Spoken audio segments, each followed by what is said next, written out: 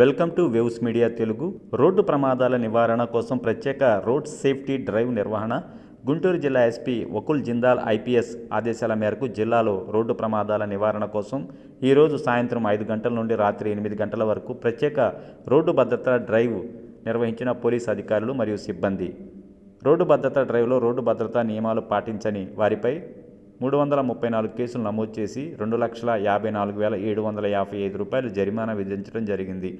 గుంటూరు జిల్లాలో ఇటీవలి కాలంలో జరిగిన రోడ్డు ప్రమాదాలను దృష్టిలో పెట్టుకుని ఆ రోడ్డు ప్రమాదాలు జరగడానికి గల కారణాలను నియంత్రించడానికి చేపట్టవలసిన రోడ్డు భద్రతా చర్యలపై దృష్టి సారించాలని జిల్లా ఎస్పీ సూచించగా పోలీసు అధికారులు తమ సిబ్బందితో ప్రత్యేక రోడ్డు భద్రతా డ్రైవ్ చేపట్టారు.